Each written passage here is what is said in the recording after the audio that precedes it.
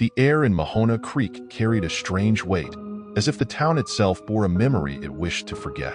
I arrived in late autumn, the kind of season where the leaves seemed to bleed their color into the soil.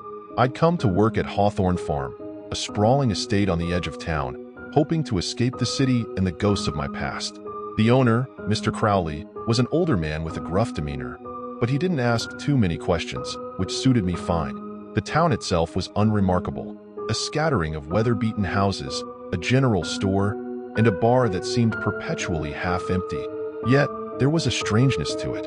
The way the locals would pause mid-conversation when I walked by, or the uneasy glances they exchanged when I mentioned the farm. I quickly learned that Hawthorne Farm had a reputation. 30 years ago, a string of grisly deaths had rocked the area.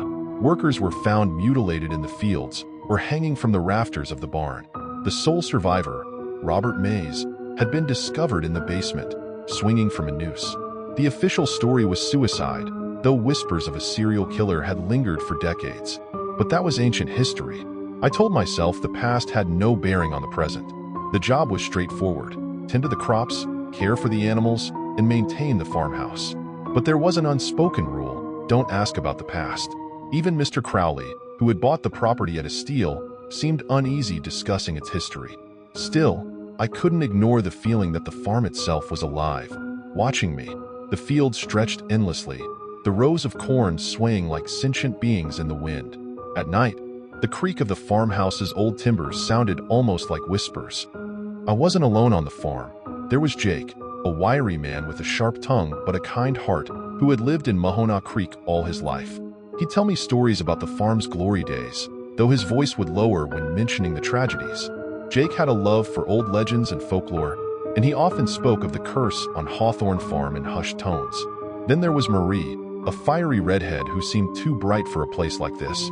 She'd grown up in the city like me, but had come to Mahona Creek to find herself, as she put it. Marie had a knack for lightening the mood. She'd sing as she worked, her voice carrying through the fields and barns, chasing away the farm's ever-present gloom. She and I grew close, sharing our dreams and fears late into the night. Lastly, there was old Pete, a drifter in his 60s who rarely spoke, but worked harder than anyone I'd ever seen. Pete's hands were calloused, his back bent from decades of labor. He had a haunted look about him, as if he'd seen things he couldn't unsee. Pete never joined us by the fire or partook in our laughter.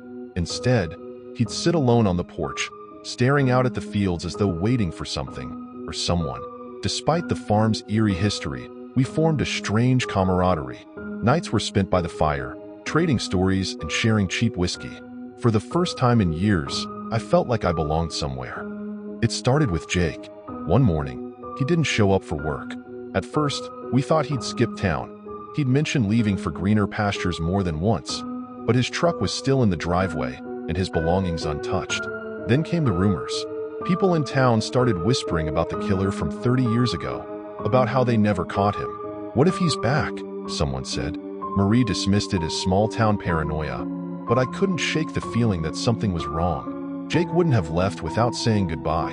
I searched his room, hoping for a clue, but all I found was a single, unsettling detail. His bed was perfectly made, the way you'd leave it if you knew you weren't coming back.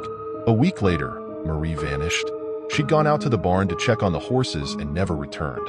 I searched the grounds with Mr. Crowley and old Pete, calling her name until my voice was raw. We found nothing but an old, rusted pitchfork lying in the dirt. The barn felt colder that day, the air heavy with a silence that seemed to press against my ears. After Marie's disappearance, the farm felt different. The air seemed colder, the shadows darker. I started hearing things at night, whispers in the walls, faint footsteps on the stairs. Once, I woke to the sound of scratching at my door, but when I flung it open, the hallway was empty. I told myself it was just my imagination, but deep down, I knew something was watching me. Old Pete was the next to go. He'd been feeding the chickens when I heard a scream that chilled me to the bone. By the time I got there, he was gone, leaving behind only his hat and a pool of blood. That night, I locked myself in my room, clutching a knife and jumping at every creak and groan. The farm was consuming us, one by one, and I didn't know how to stop it. It was the whispers that led me to the basement. They'd grown louder over the days, a chorus of voices calling my name.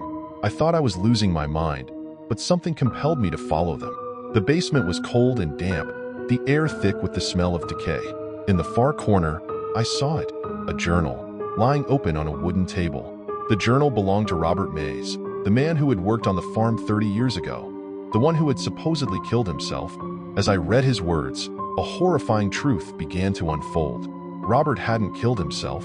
He had been driven mad by something in the farm, a dark presence that lived in the soil and fed on the people who worked it. He called it the shadow.